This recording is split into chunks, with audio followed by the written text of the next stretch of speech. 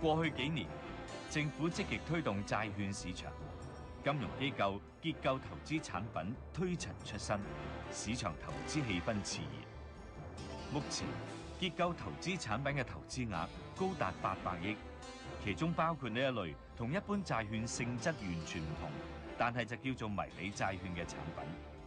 佢哋一般同超過1間以上嘅上市公司信貸掛鈎。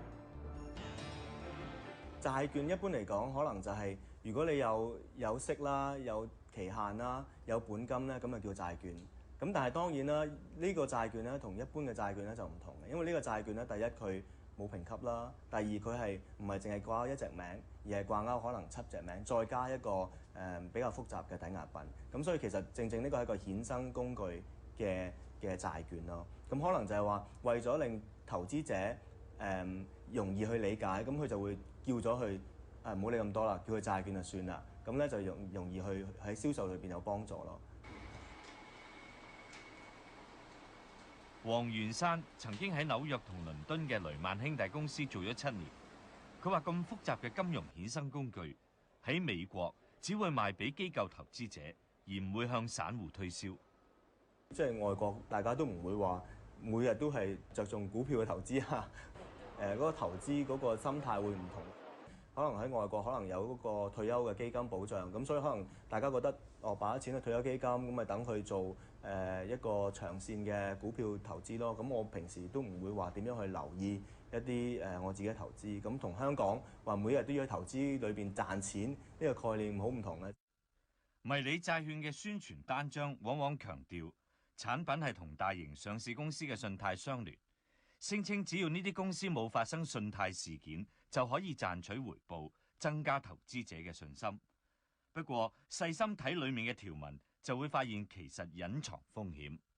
我初咧都會就咁睇呢份聲明咧，真係唔係好明㗎。你真係要睇咗4-5次啦，你畫埋幅圖先知道。哇！原來我買咗呢隻好似呢隻迷你債券36系列嘅巨型債券咁啊。原來買咗呢隻債券咧，你唔係買債券喎，原來你變相咧做咗個保險佬，你係賣咗個保險俾人嘅。迷你債券呢一類咁複雜嘅結構投資產品，投資者究竟買緊啲咩呢？當中又係點樣運作嘅呢？原來雷曼兄弟首先開一間空殼公司，公司就會發行票據，包裝成迷你債券，透過銀行同證券行賣俾投資者。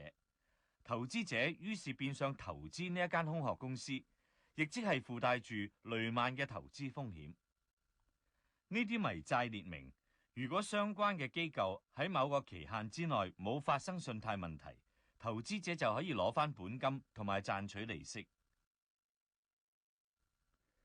呢啲票據嘅抵押品主要係債務抵押證券，簡稱 CDO。抵押品嘅價值直接影響投資者最終可以攞返幾多本金。不過，抵押品實質內容究竟係乜嘢，相信冇乜邊個會清楚。佢有披露到個抵押品咧，可能係 CDO， 可能係比 CDO 更加複雜嘅產品。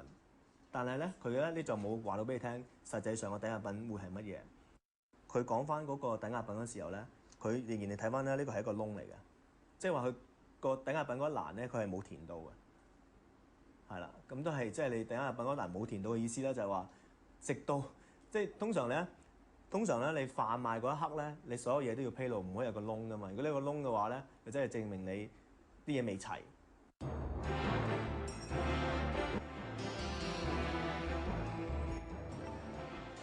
雷曼迷債有19間分銷商，當中16間係銀行。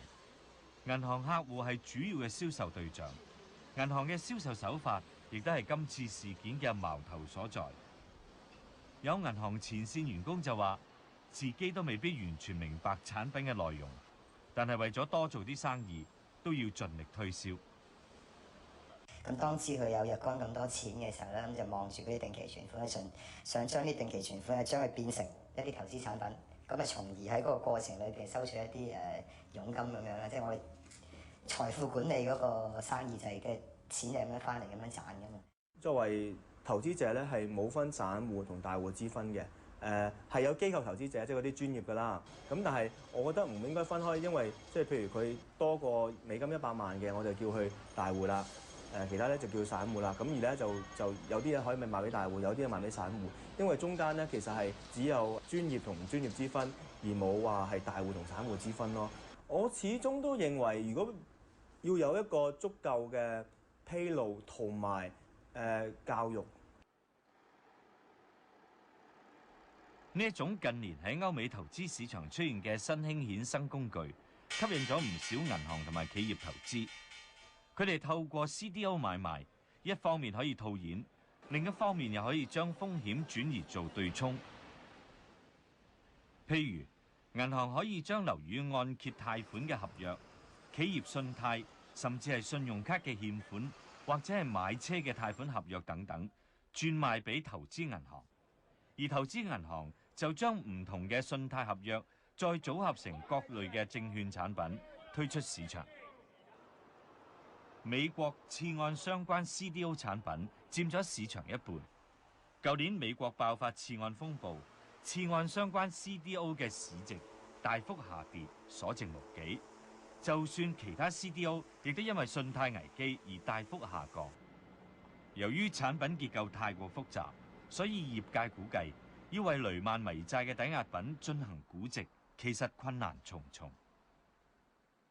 CDO 作為一個抵押品，佢可能底下都仲有抵押品噶嘛，因為即係呢個係一個層層疊嘅一個信息衍生工具。咁唯有係最公平、最透明嘅做法咧，就係話有能力去對等風險嘅投資銀行咧，一齊去出價，一齊去估價。因為唔係咁多金融嘅機構咧，有能力咧去買咗翻嚟之後咧，做一個對沖嘅動作。你唯有喺一個咁波動嘅市場咧，你一定要係做一個對沖咧，先至令到你買咗翻嚟之後嘅風險咧係唔會高嘅。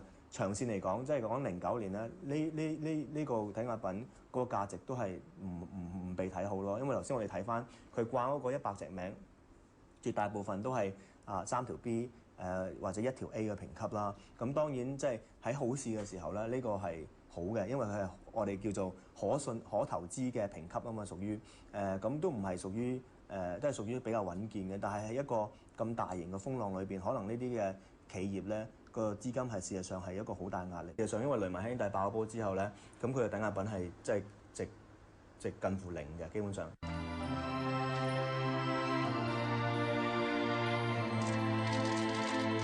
咁而家成個制度嘅問題就係，你會根本係鼓勵嗰啲銀行咧，淨係賣啲高風險嘅嘢咯。因為嗰啲高風險嘅嘢，佢唔使同你講佢收幾多佣金，佢咪越嚟越淨係會做嗰啲咁嘅產品咯。咁所以變咗銀行，我根本買唔到一啲適合我嘅，同埋買唔到一啲低風險嘅嘢咯。